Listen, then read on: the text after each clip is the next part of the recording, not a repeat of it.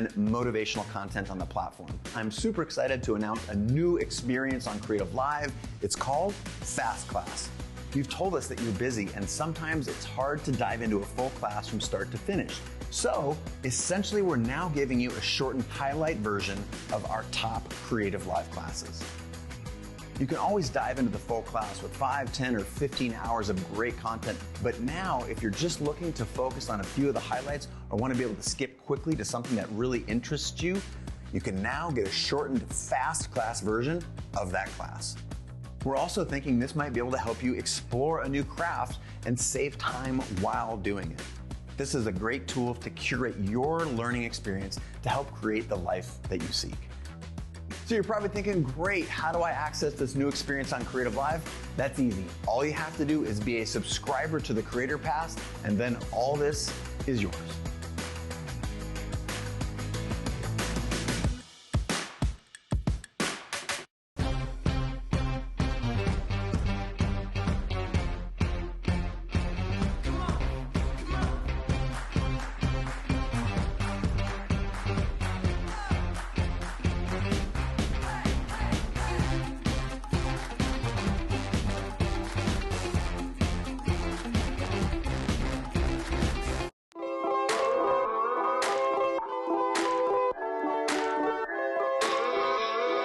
If you're feeling isolated and looking for creative connection, try tuning into creativelive.com/TV.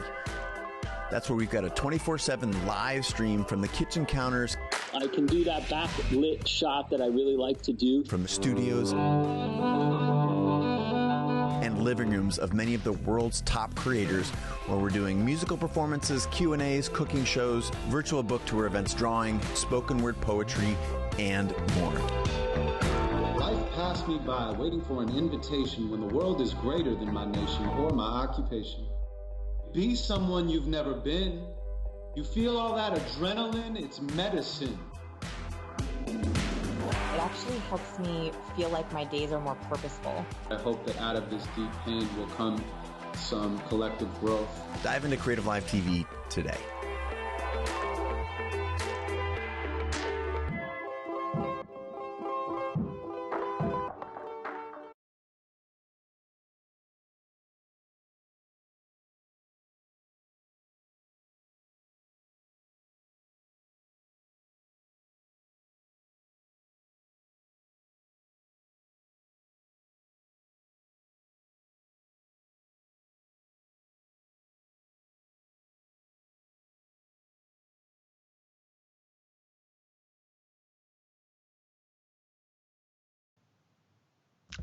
Hello, everyone. Good morning, good afternoon, good evening, wherever you are on the planet. I'm Chase Jarvis, the founder and CEO of CreativeLive. I want to welcome you to CreativeLive TV.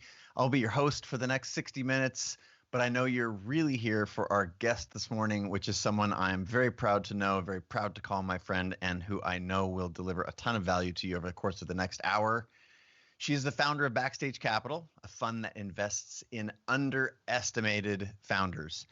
Underestimated founders is defined by women, people of color, and members of the LGBTQ community.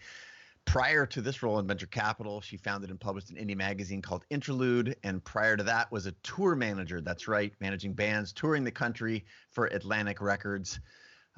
She was the first Black woman non-celebrity to be on the cover of Fast Company. And in June, she most recently received recognition from Business Insider as one of the 23 most powerful women in LGBTQ people in tech.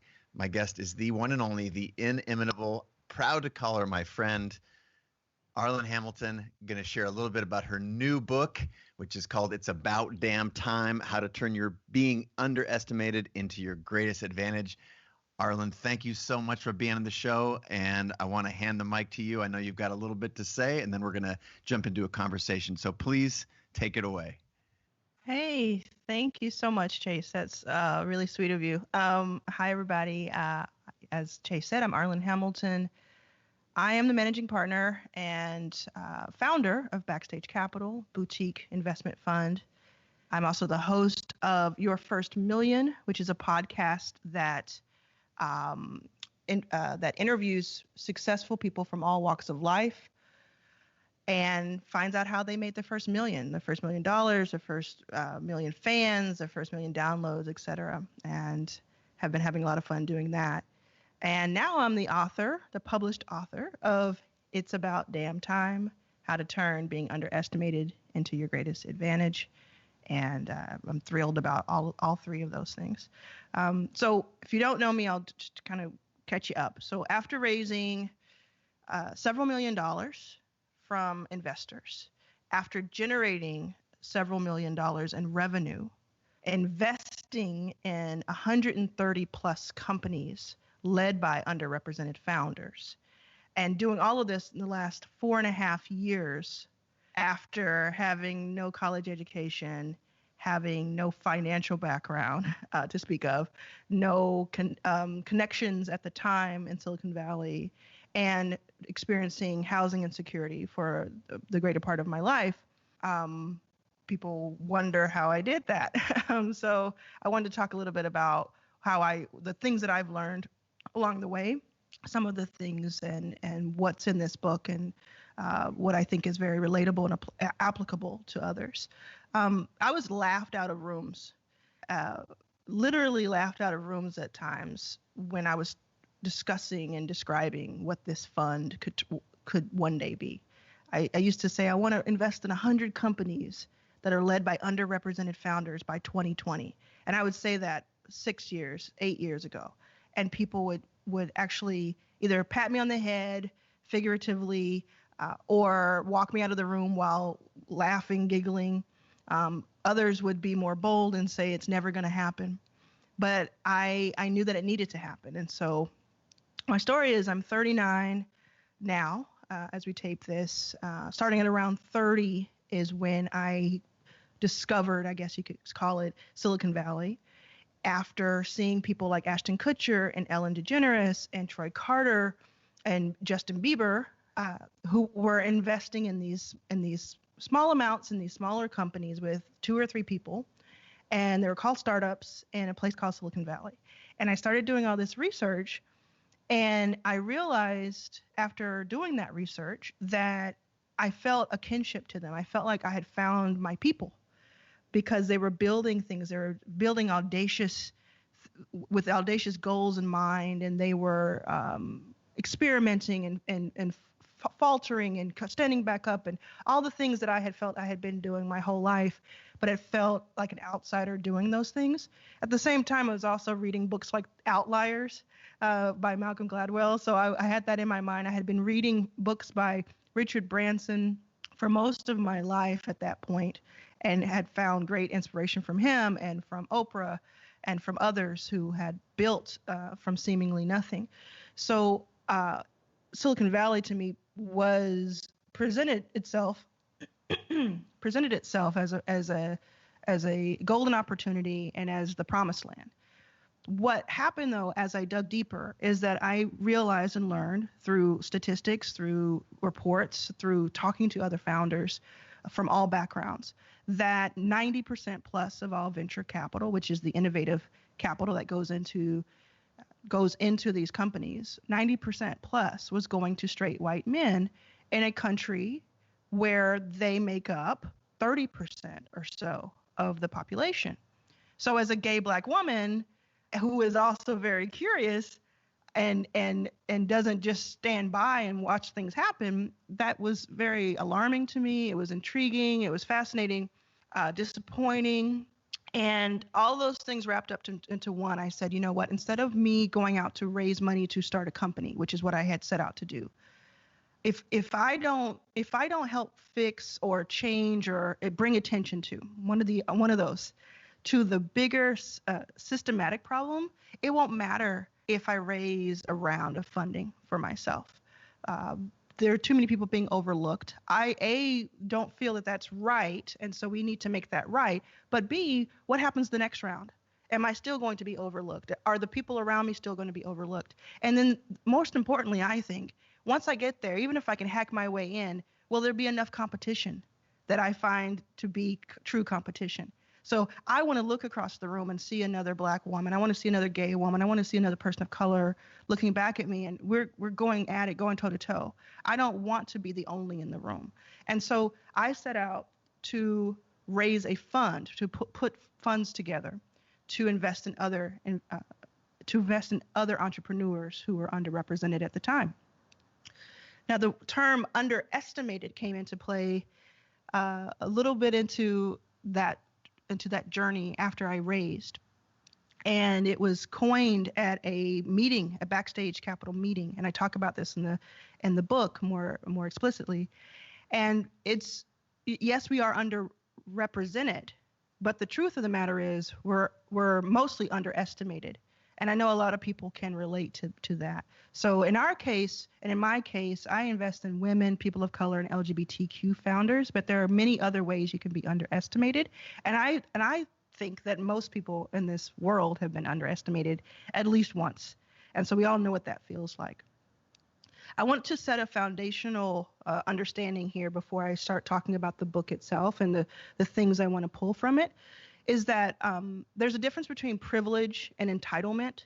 So I know that when I go and speak in person, a lot of times when they announce me or they describe what I do, half the room will get up. If they don't know me, they'll walk out because they're like, "Oh, it's a diversity girl, and this is the HR section of the programming. I'll go get lunch. I'll go get a snack. I'll use the restroom."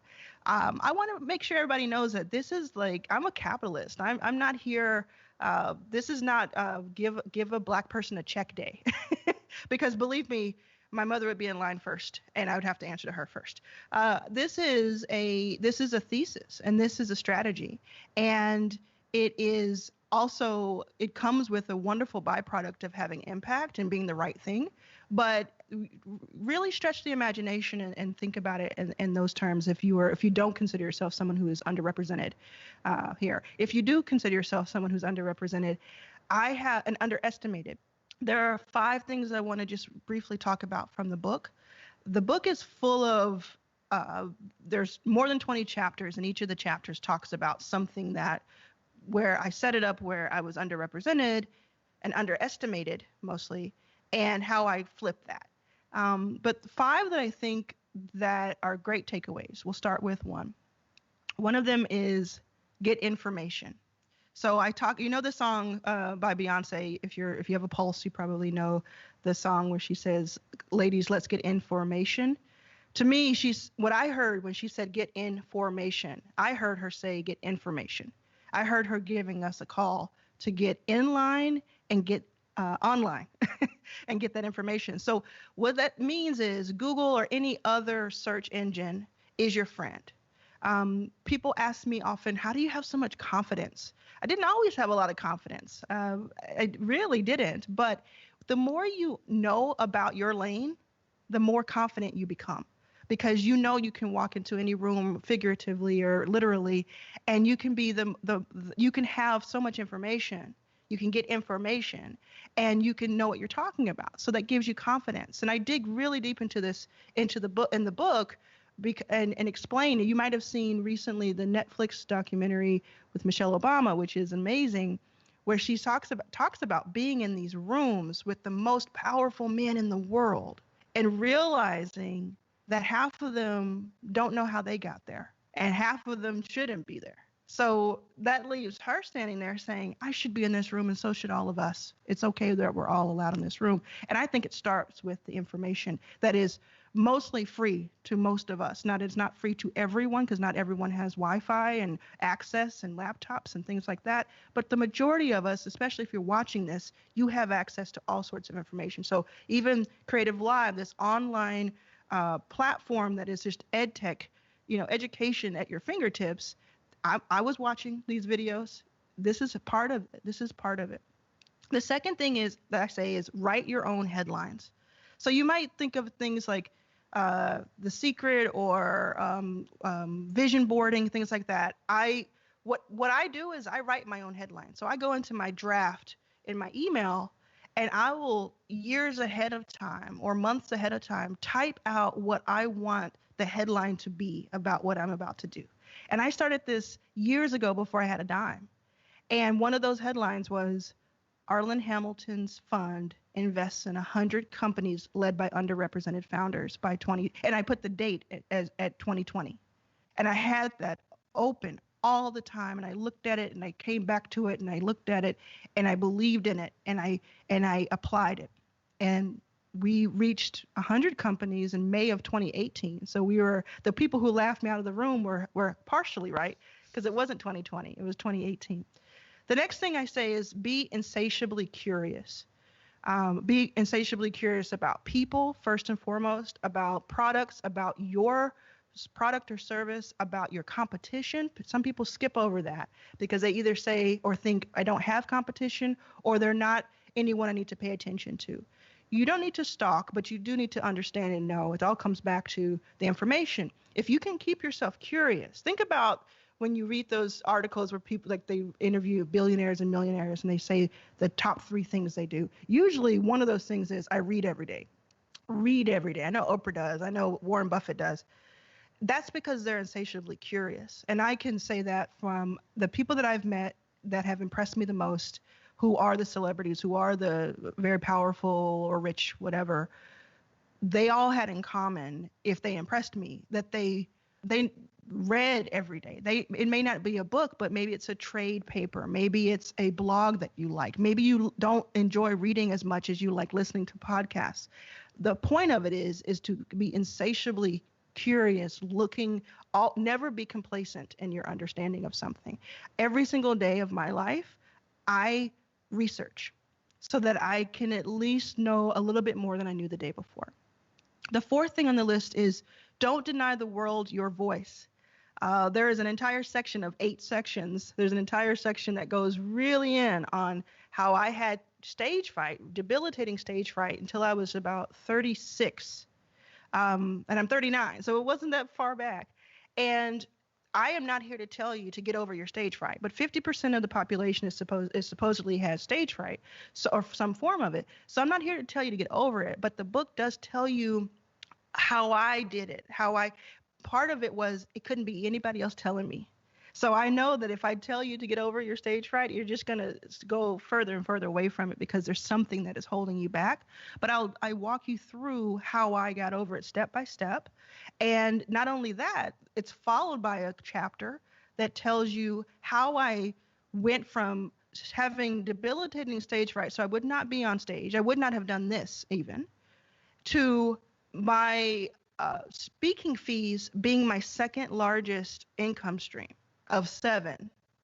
So I think it's worth the price of admission alone for the book to get it, just to learn how to negotiate that. And it's not just literally your voice, it's what you have to say. I think another attribute of someone who is very successful is someone who is willing to have a strong stance and a strong opinion about several things. Not for the sake of it, not for the sake of standing out or making noise, but for the sake of listening to your inner dialogue, monologue, listening to your inner voice, and saying, I am willing to have accountability and to stand in what I believe here, and I'm willing to say it out loud. I've done that over time. I didn't know that I was doing that. But by speaking my mind and wavering when, yes, I get new information that helps me waver, but not because anyone has intimidated me or I feel like I'll be embarrassed if I'm wrong, etc. That has led to people being attracted to me, money being attracted to me, powerful people being attracted to me to come and see what else I had to say, and people being attracted to the message. And I could be wrong, I could be right, you could agree with me or you may not, but what I do believe it does is it instills a certain level of respect in a person when you understand they don't waffle at the sign of disagreement from someone else. And it is actually, to me, a strong strategy in success is to have opinion, to have stance, to speak for something, and to live for something. So all of that is in the don't deny the world your voice. You may think, well, I'm just a person. Why would anybody want to listen to me? Why should I start a podcast? Why should I start a blog? Why should I tweet? Why should I have Instagram? All of that. Why should I write a book? Any of that. Listen, There are billions of people in the world. There's only one you.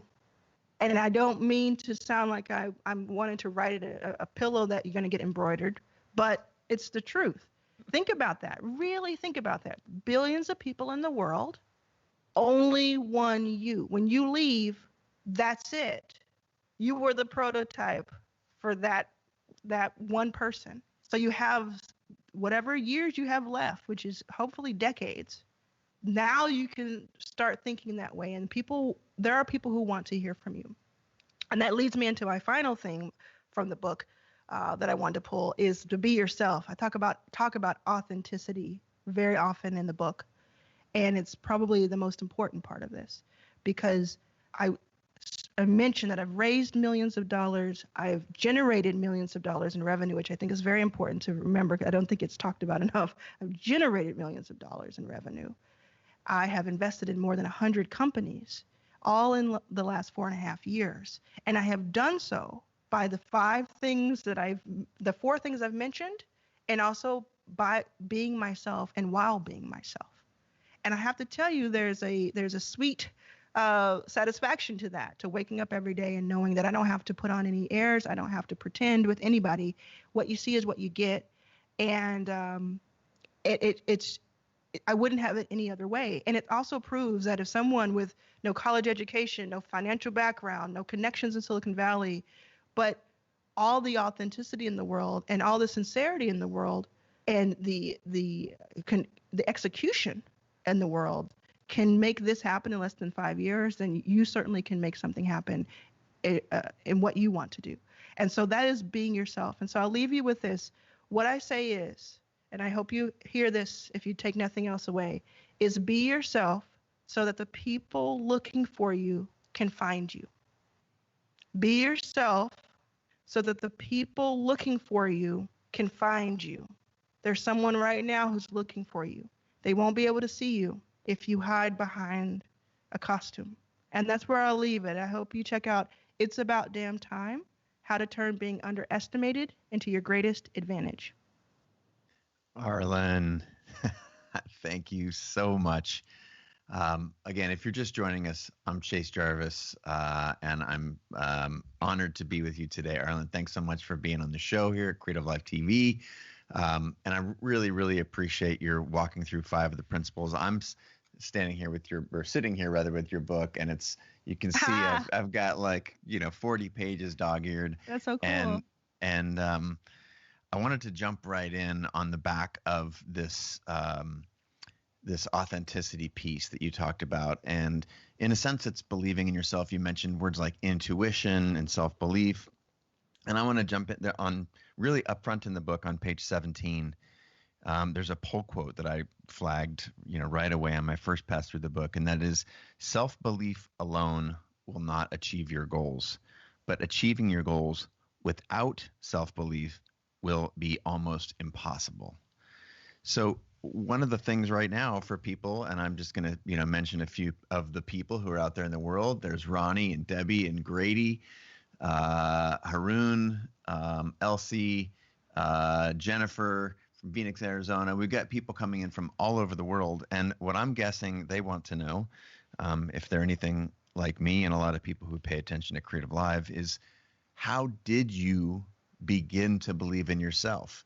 Because that is that's a tough shake for some folks, either through their childhood experiences, through some trauma, or there's an infinite number of, of reasons why. But at some point in all of our lives, or the lives, as you say, as successful, fulfilled people, there's a bit that flips and you start believing in yourself. So can you give us any sort of anecdotes of what it was like for you when you sort of took that charge, or if someone's struggling, what they might do to take control of their own self-belief?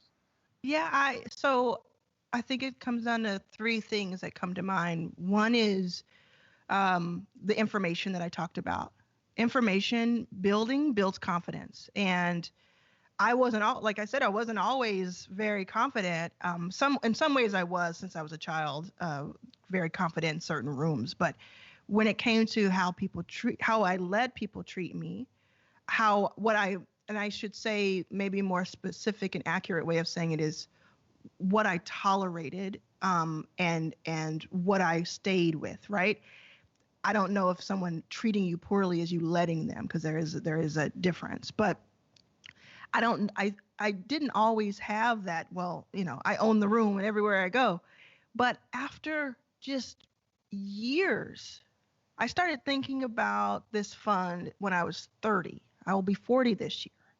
And every day since I started thinking about it, I've been gaining information. I've been talking to people. I've been researching. I've been reading, been listening. I've been observing, all of that. And when you have that much information in your head, and you've been around that many people in a space, that's where a lot of the confidence comes from.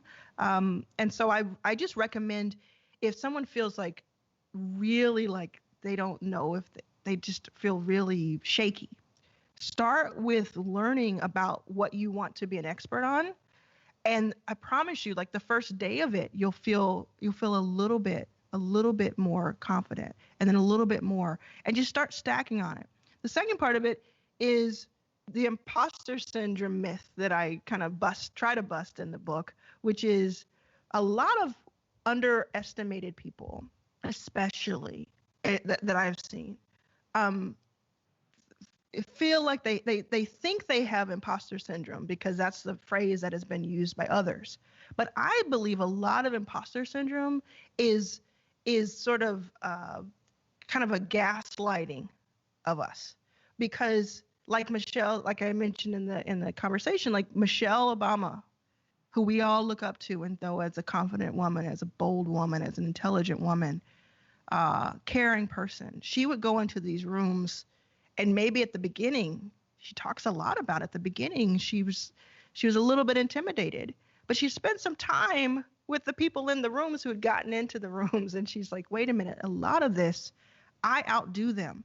I am smarter than them in this. I know I have more expert in this, we'll say, rather than smarter. I am more expert in this. I am willing to do more. I have a better work ethic. I am this, and that. So there are ways we can start listing things off that you already have, that because you may not have been around others in your space, or too many others, or because they may have been really good at gaslighting you and making you believe that you aren't as good, you start to feel that. But let's get into reality.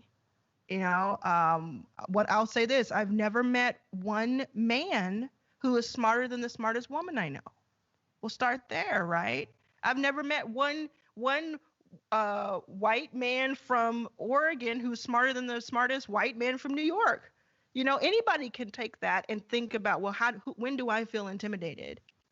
We're really all working with pretty much the same on the same playing field with the same toys. Like we pretty much have the same gear, and it's a matter of, do you shrink or do you not? And the third thing I think is what helped me really just go over, like I can say all that and I still cry sometimes, still feel intimidated sometimes, but what always gets me back up is when I remember that other people will benefit from me succeeding.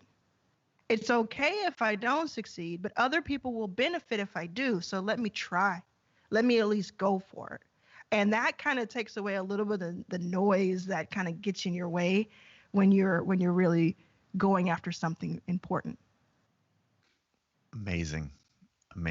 And we just had a comment come in. Again, we're live here at creativelive.com/TV and a couple different platforms. If you want to participate in the chat, go to creativelive.com/TV and click on chat in the upper right-hand corner. And I'm seeing the feed in real time. And Arlan, I want to share with you that Chris J. Photo says, oh my God, I asked for help today on my Facebook Live show, and here you are. This is a life-changing moment for me. I will definitely read your book.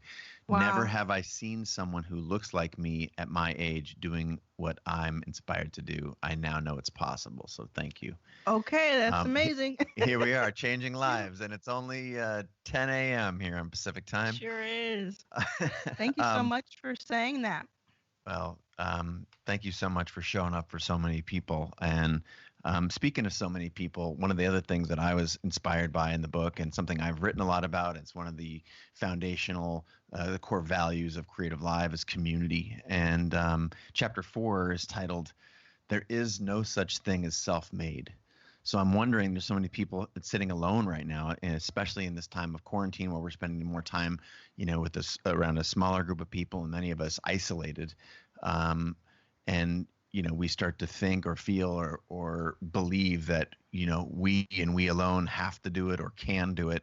And you debunked that in chapter 4. I'm wondering if you could talk a little bit about this idea of being self-made and how you flip the script on that concept. Yeah. And that's not to say there's even I'll throw to Netflix again. There's even a video, a movie that's about a Black woman. It's called Self-Made. So there's no shade to that. I wrote this before that, but I'm the first person to say that it took a great deal of grit, tenacity, hustle, hard work, smart work, willpower, all of that for me to get where I am and to continue doing what I'm doing every single day. But I'm also going to have to tell you, I'm the first person to tell you that how many people, I didn't, I'll tell you this. I didn't do a thank you section in the book that I was asked to do because I was so afraid of missing the people, like really key people, because there's so many. So instead of that, I said, I'm not going to do it at all. The whole book is a thank you because there's so many people. And when you're in it, you don't necessarily recognize what that help is. I equate it to being in a marathon, and you're going, and after that first couple of miles, you're no longer in the pack. You're kind of by yourself, and you have to it's willpower. And then someone puts their hand out with a little cup of water, and that's just that little bit more that you need to keep going. So you see the person, you see the water, the nourishment. That's what I think has happened here, because yes, a lot of it has been alone. A lot of it has been lonely. But every few mile markers, there's someone who lends a helping hand. And you can't deny that. So in this day of COVID-19, of us being isolated, of us having this unforeseen thing happen to us all together, and we don't know how long it'll last or what the impact will be, to me, this is where collaboration is the most important. Like, this is where, as I said before, we are all dealing now with the same tools. It's kind of, I don't want to call it a level playing field because I wouldn't wish any of this on any of us, but it is like unplugged now, right? So you kind of see what you're made of, and you can look over and say, man, I think I really want to work with that person because I like the way that they're reacting to this. I like the way that they're showing up, or I like the way that they're being low key, and I'm low key, and I don't necessarily want to be up in the front. And maybe we can together, one of us will be the person who explains what we're doing. One of us will be the person who has more ideas about the vision of what we're doing. I think that collaboration right now is a huge strategy. And I really believe we're going to come out of this with so many people having met each other in these rooms like this. And there'll be for decades stories of, during that 18-month, 2-year period, I met so-and-so, and that's why we have this company, or that's why we have this life together, or this is why we started this organization, et cetera, et cetera. We painted this mural when we got out of it. And so I think everything can be repurposed. Everything can be repurposed. Well, speaking of the people who are meeting, again, I have the good fortune of both listening to you and watching the chat come in from all over the world. And Julie and Kathleen and Debbie and Pamela and Neil, and now they're moving so fast I can't read them. But there's a community that has formed, not just here at CreativeLive TV, but in your world of Backstage Capital, in the world of people who are aspiring to take their first step, start a company. And there's a lot of talk about the economy being, the worst since the Great Depression, and the list of headlines is virtually infinite. But for those folks who are curious right now and wondering, well, gosh, I wouldn't want to start a company, and I wouldn't want to, start writing my book. I wouldn't want to, go from 0 to 1 in any endeavor because the sky is falling. I'm wondering what message you would have for those folks, given you get to spend so much time around first-time founders and people who are starting their creative or entrepreneurial endeavors. So I'm wondering if you have any advice. Again, here we are, besides collaborate, which I think is brilliant and insightful. But, there's people who are terrified to try and go from 0 to 1 at a time when the economy's, struggling. So any advice for those folks? Yes. First of all, I would say to those people who genuinely feel that way, I would say, if not you, who? I didn't come up with that, but if not you, then who? And if not now, then when? Okay, we're in this situation, whatever, we don't know what's going to happen. We don't know that 2 years from now, we know that it'll be different, but we don't know how. So would you rather waste that 2 years or that 1 year or those several months waiting for something to be easier, quote unquote, when maybe it'll be easier, but in a different way than you were expecting? Would you rather wake up in 2 years or 5 years and say, and wake up to the news that someone else came up with your idea at the same time you did and acted on it and you didn't? To me, that's worth it enough. It's enough to say, let me try. The other part of it, especially when it comes to like creative stuff, I don't think there's any time to be wasted when it comes to creativity. You talk about not writing a book right now. Well, I wrote this book started writing this book a year and a half ago, ended about 6 months ago. Could never have imagined that it would be released during this time. Could never have imagined. But you know what? It's right on time. It's about damn time, and it's right on time. The messaging in this book is hitting a certain way because of what we're going through right now. So if I had waited and said, I don't know if I should write a book now. I don't know if I'm ready. I don't know if it's conceited of me to write a book. What should I do? It's not my space to. Then I would be sitting here with no publisher really looking for me because they'd be really inundated with other stuff and worried about the people they've already published. And I'd have to wait another however many years for it to have some sort of impact. And the people who needed the message wouldn't have received it in this time. So there's never a perfect time for anything. And there's never a terrible time for anything. Well, there's sometimes a terrible time for anything. Sometimes read the room, read the room. But there's never a perfect time for anything, for everything. There's just never a perfect time. And on the positive side of it, I believe like there are a lot of people who are saying, including Mark Cuban, I just had this conversation with live, and he said, now is the perfect time to start a company. And I agree with that, but maybe for a slightly different reason.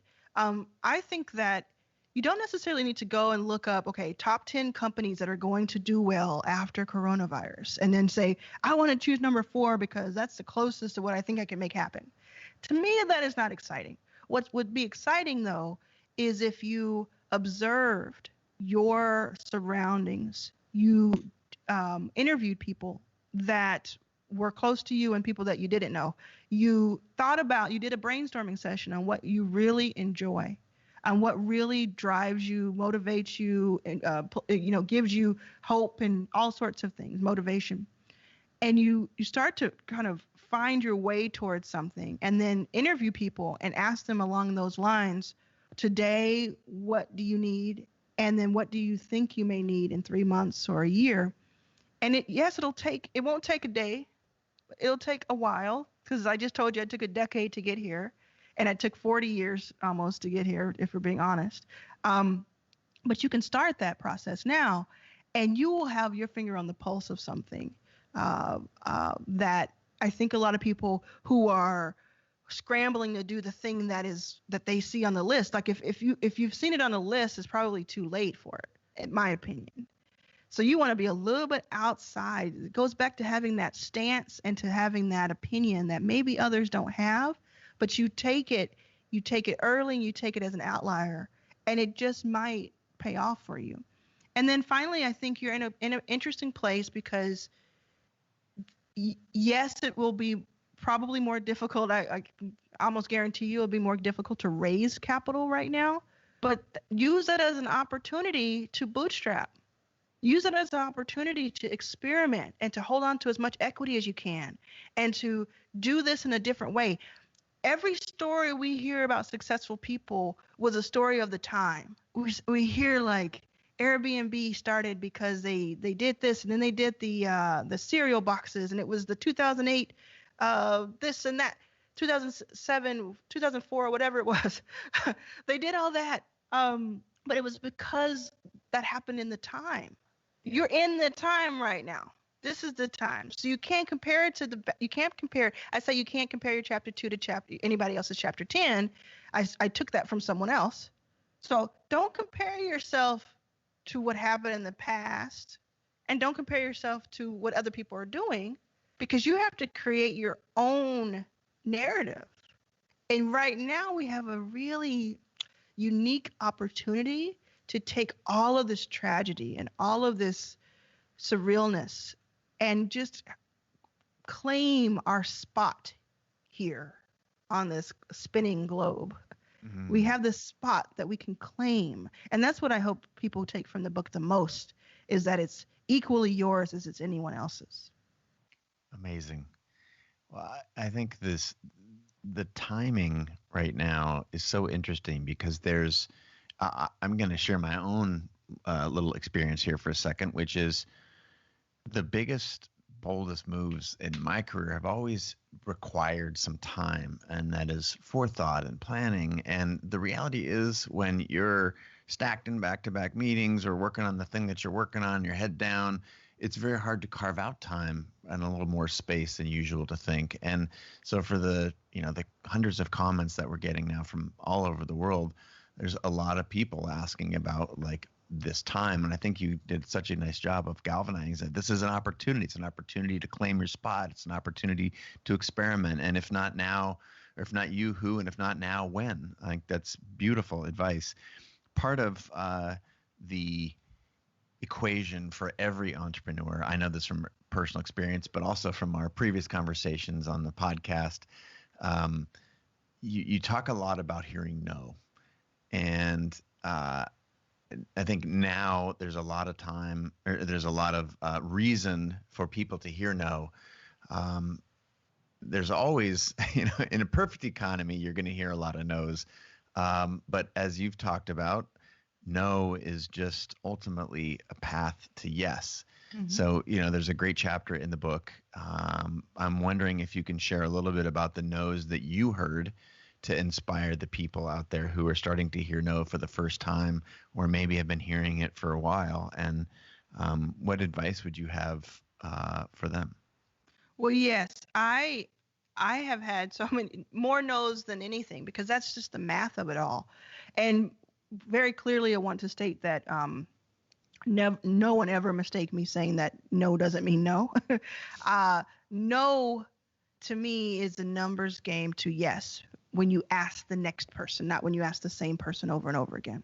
Okay.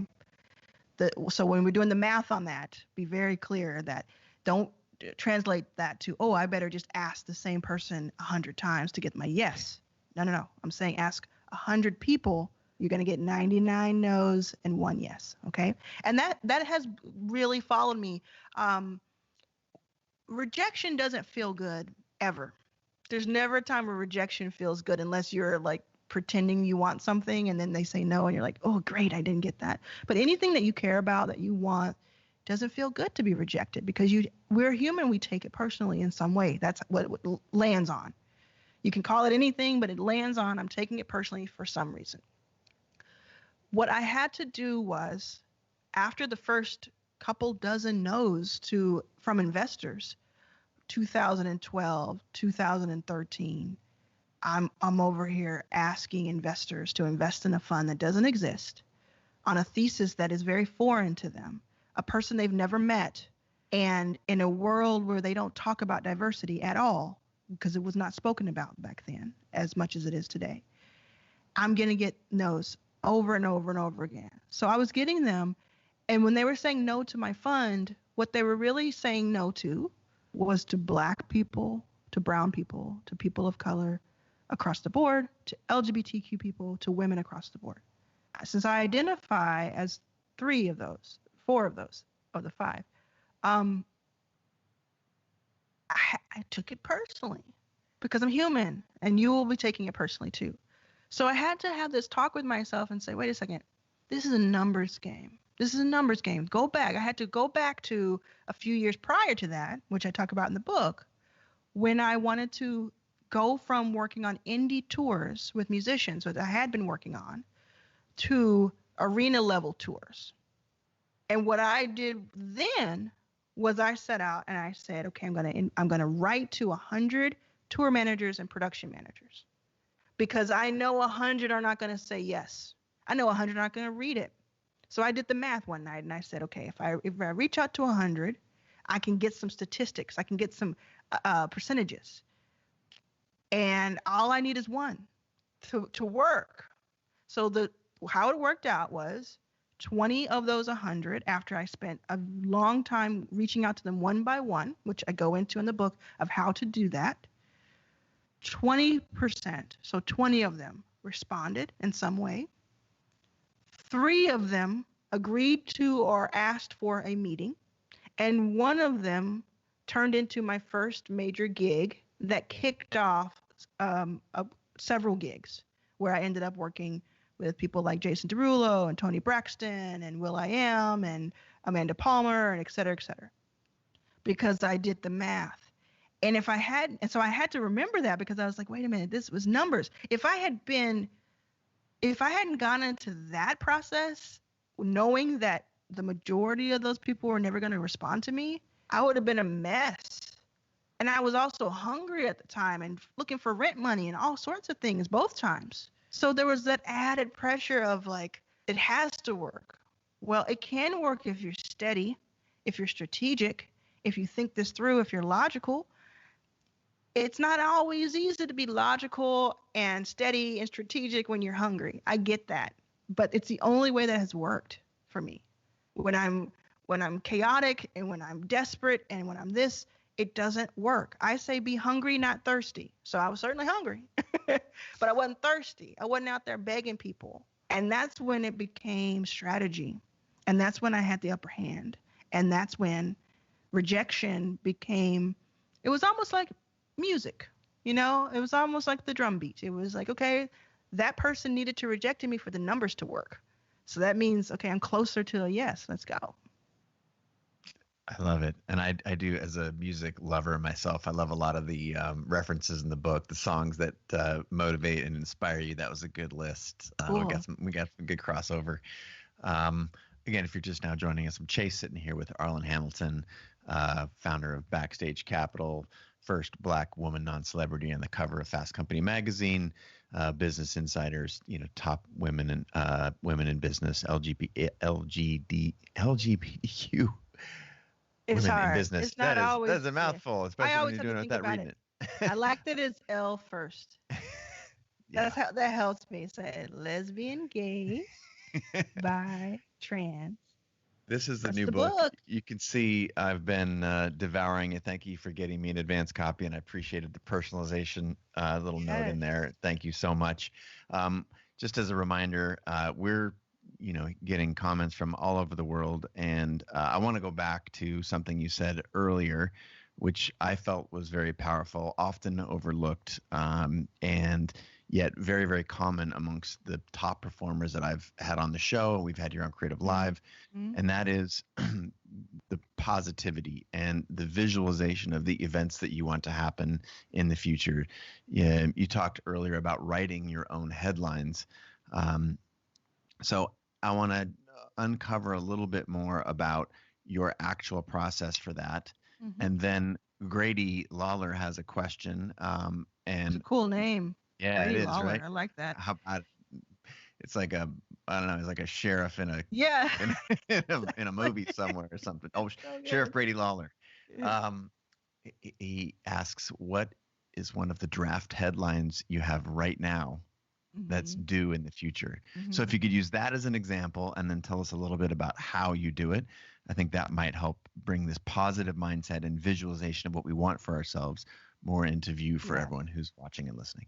Sure. Thanks for asking that. So one of the kind of internal rules of this is that I don't necessarily share it, and I don't suggest everyone else shares it. I will share one of them though. But I will say again, part of it is that I don't necessarily share it with others because it is an internal North Star for me.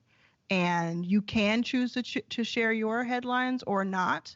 But not sharing has been the helpful thing to me because it just keeps me accountable and doesn't have everyone else's opinion coming at me. But one of them I will share with you, and it is, I've had it for about a year, and it is, It's About Damn Time becomes bestseller.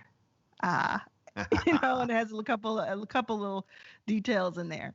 But it really is. I wanted as many people as possible to get this book, and I don't necessarily think it'll happen immediately. I'm very much my publisher will tell you, like, I was like, I want to learn everything there is about publishing. Like, tell me everything there is to know. And they're like, no author asks this many questions. I'm like, I just want to know. I'm insatiably curious. Did you read the book?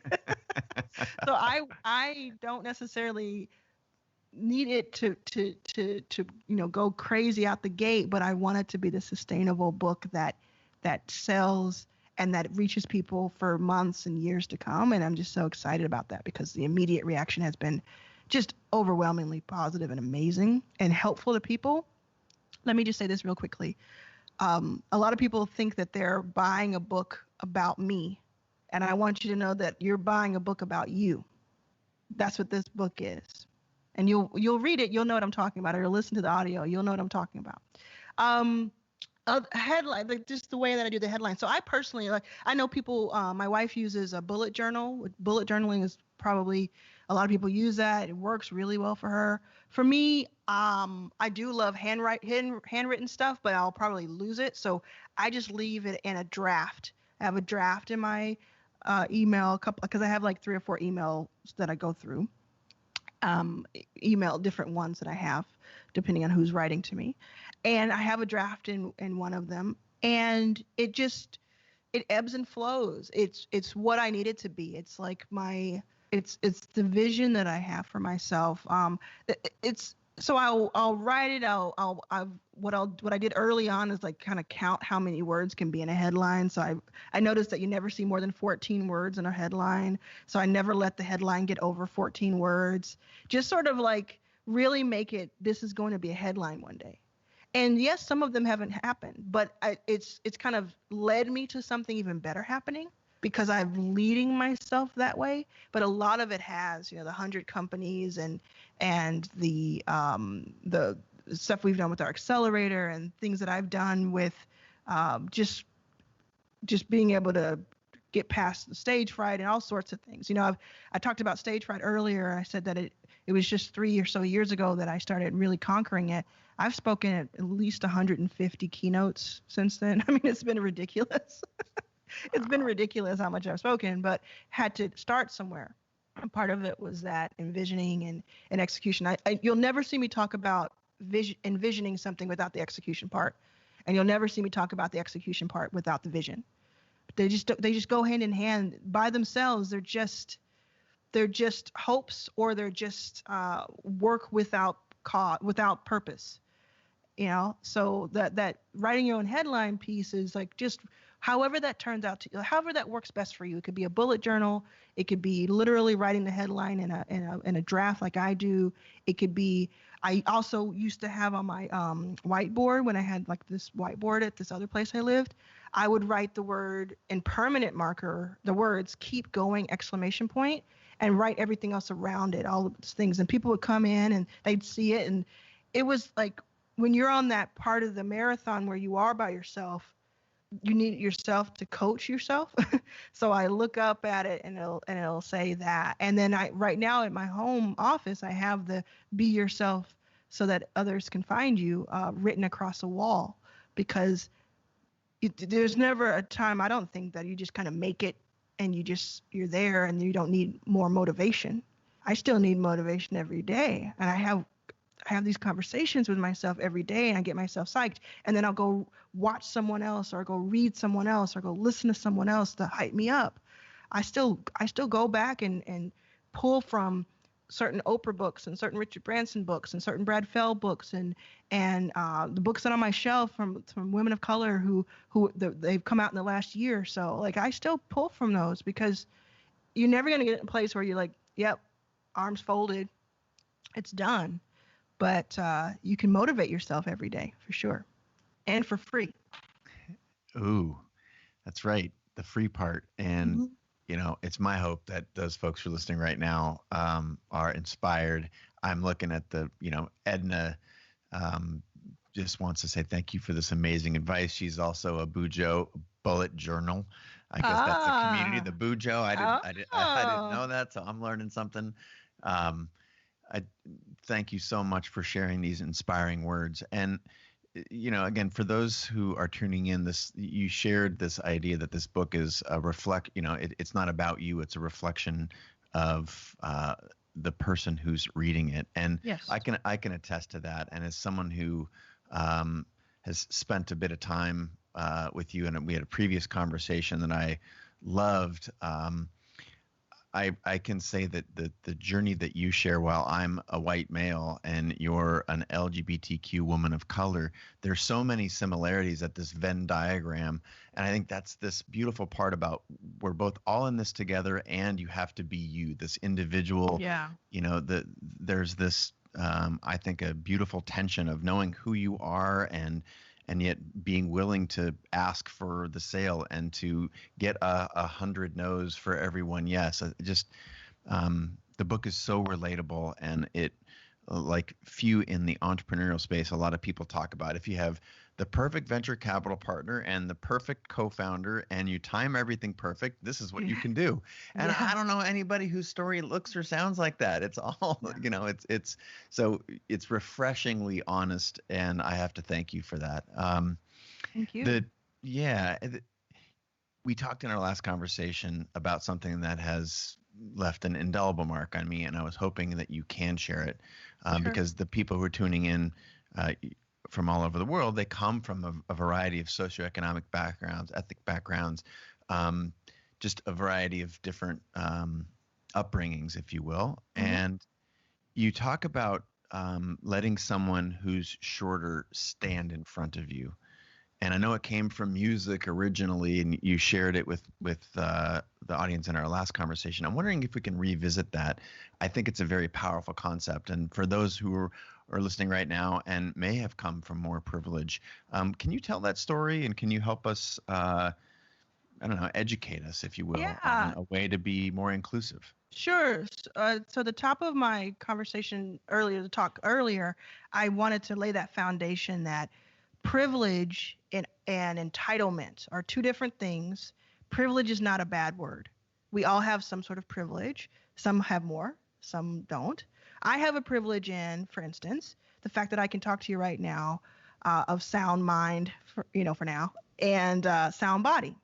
I can walk across a stage where others may not be able to, physically not able to, or have the social standing, quote unquote, to be able to, both ways. So I understand many of my privileges. Some of my privileges I am told because I don't see them. There are blind spots that we all have, and you have to be open to those, and I try to be.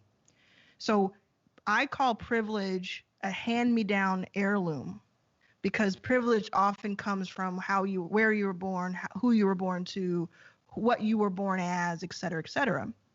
Whereas entitlement is something that you procure and choose to wear. So that, to me, is where the bad part of it comes in, because it takes a lot of effort to be entitled. It takes a lot of effort to be entitled. And so to try and be a jerk. Right? To try, yes. So let's be very clear in that. Anyone who, I think the people who stand up when I come in and they hear it, they get out of their seats about the diversity stuff. I think they do that because they think they're about to get yelled at, or to get shamed, or to be you versus me versus you. We're not saying that. Everybody has privilege. And recognizing your privilege is not saying you've done anything wrong. It's also not saying that how you've gotten to where you are is necessarily had nothing to do with you. It's saying that maybe you had, and most likely you had, some help, some steps along the way. The same way, again, me walking onto an airplane is easier than someone in a wheelchair getting into their seat. Am I a bad person because that's the truth? No, of course not. It's just the truth. So to not recognize that is an insult to the person in the wheelchair. So now that we have that established, the way that I say it, and I think that it has resonated with some people, is that when you go to a concert, think about a concert, and and especially now we miss our concerts for sure. But think about a smaller venue. Maybe it's a venue that holds 1,000 or 200 or however many people, and it's standing room only. And there's a stage at the end of it. And you're excited to see your artist perform. And everybody in that room is excited to see the artist perform. No matter who you are right now. I suppose if you were a baby, this would not work. But everybody else, this would work for. No matter who you are right now as an adult or as a teenager. If someone tapped you on the shoulder and they said to you in a nice way, hey, I can't really see the stage because you're in front of me. Would you mind stepping to the side a little bit so I can see the stage? The majority of us who are not entitled would say, absolutely, of course so. And you would step aside a little bit.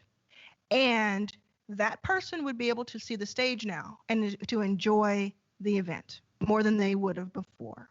And the best part of it is, guess what? You did not shrink. You did not lose your place. And if you lost anything, maybe you see a little less of the stage, but you're still able to enjoy, and it still works out for you, and you still had a great time. Now, if you're someone who is short, because people come at me and they're like, well, I'm literally really short, so that would never happen. What if there's someone in a wheelchair behind you and they tapped on your shoulder? If you're in a wheelchair, what if there was someone else in a wheelchair behind that person? I mean, everybody can relate to this. You step to the side. So if you're someone with a lot of privilege, and that privilege comes from, for instance, being a white person, and I'm not going to say white man because a lot of white women have a ton of privilege, which is great, ladies. Let's get your privilege. Let's get it all together and let's use it. Let's all skip the line. Let's go. I have seen some white women skip a buffet line like it's their job. So let's use that same energy and get us all in the front. So if you have that privilege, I know there's some people who might attack you for it, and I understand that that's uncomfortable, but you have to really understand that your discomfort for the moments or for the day or for the tweet it can't compare to their discomfort of where they're coming from. And I don't condone every method of getting this message across. I will call it like I see it. If I don't, for instance, I don't use racial slurs. I said this recently. I don't use racial slurs, including towards white people. So you're not going to catch me high-fiving someone because we both talked about that person. I don't do that.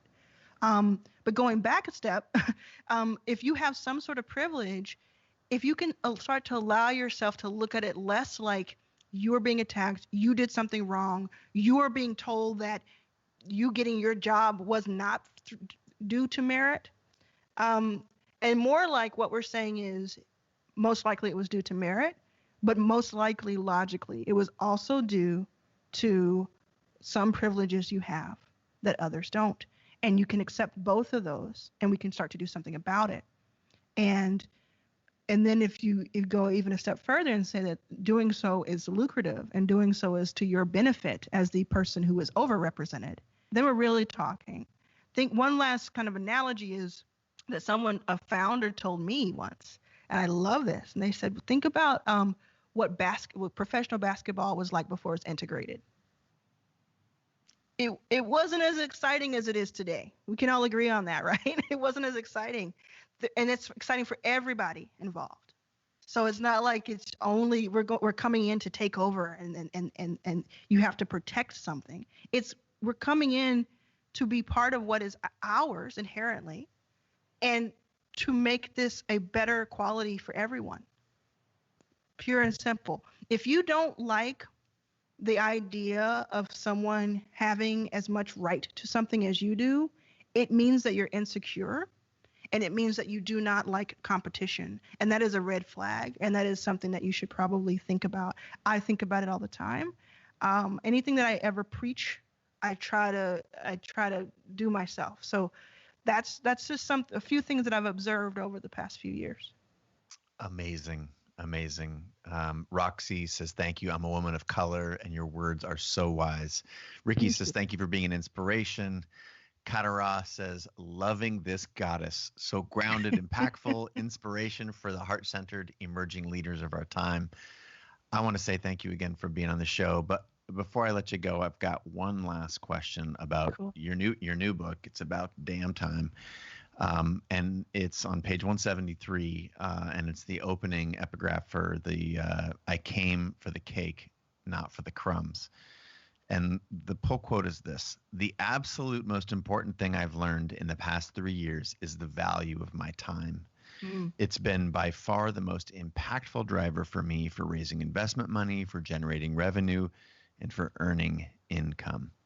So for those folks at home who are wondering how to best spend their time, and as someone who has gone on the record here very publicly about saying that it's the most important thing, what's some advice you'd give for how to spend that time? And if you want to refer back to your own experience or to, illustrate it for us however you see fit, but talk to us about the value of time. Yeah, time is everything. And again, I'm not the first to say a lot of this. I've heard this, and it's proven to be so true that time is like the biggest asset. That's why while Justin, what's his name, Timberlake, he did a whole movie about time. Forgot what it was called, but it was so interesting. Like, the premise of it was that instead of exchanging money, they would exchange time on their lives, because that's how valuable it is.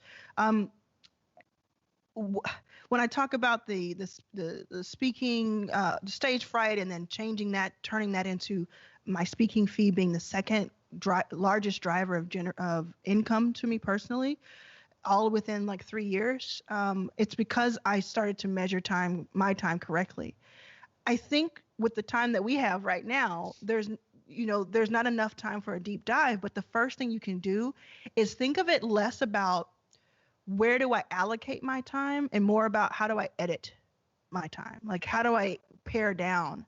So one thing I just did myself, which, let's recognize the privilege that I'm about to talk about.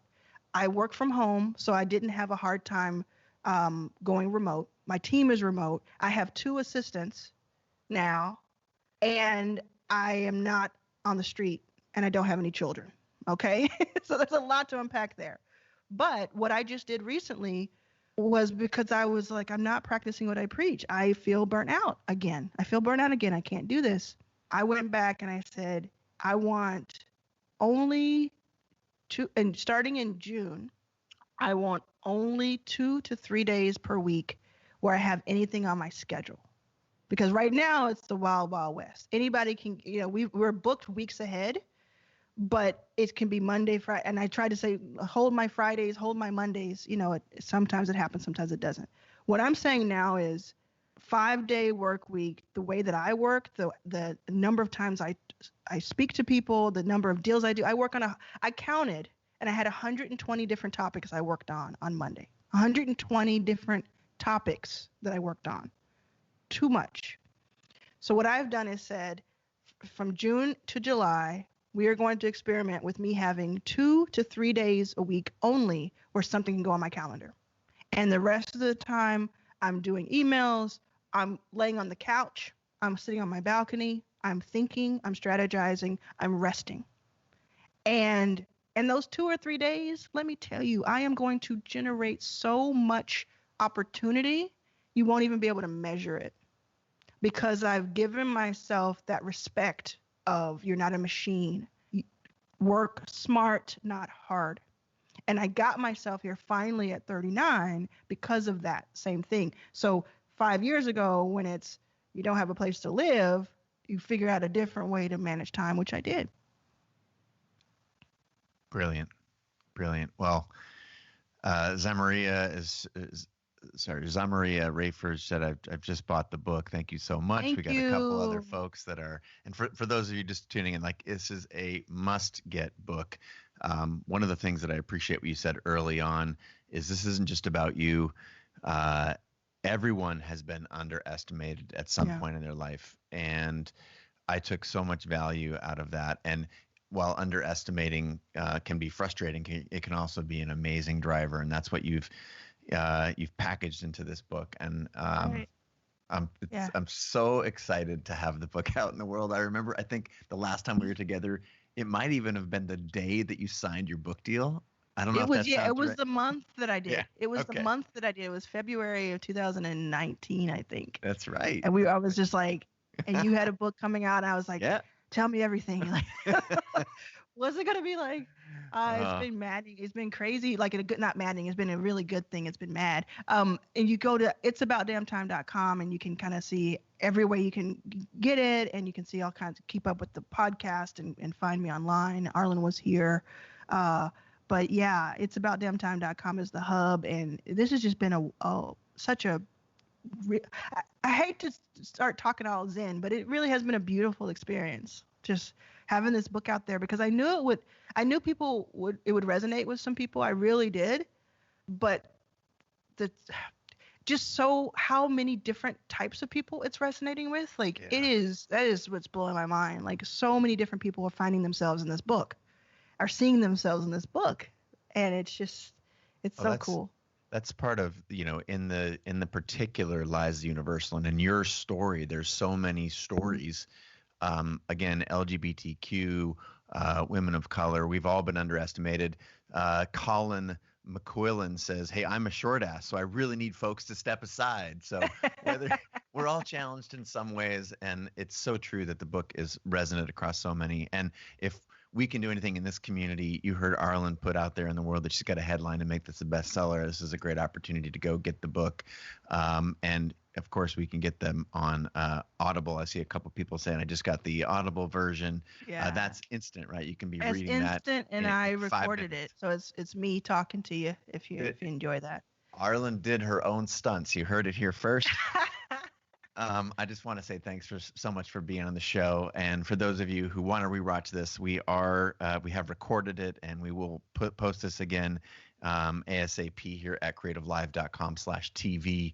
Arlan, good luck on the rest of your book tour. I'm a huge fan, and if of course there's anything I can do to keep supporting me and the Creative Live community, are in your corner. So thank you so much for being on the show. The best way, again, is Arlan was here. It's aboutdamntime.com. Where else would you steer people? There's people asking to pitch you, of course. I think it was Colleen wants to pitch you. Go to backstagecapital.com, look in the contact section, look around the site. Don't just start pitching. Do the research I just told you I did. Backstagecapital.com. Google is your friend. Arlan was here on Instagram and Twitter. Google is your friend. It'saboutdamntime.com for everything else book related and podcast related. But also, at the end of the day, research. Get information. Power of information. You heard it here. Thanks so much for being on the show. Everyone out in the world, thanks so much for tuning into creativelive.com/TV. More coming up soon. Check out the schedule just below this here broadcast. Or if you're viewing on Facebook or YouTube or any of the other channels, go over to that URL that I've mentioned a few times. Make sure to pick up Arlan's book, and we'll see you again soon.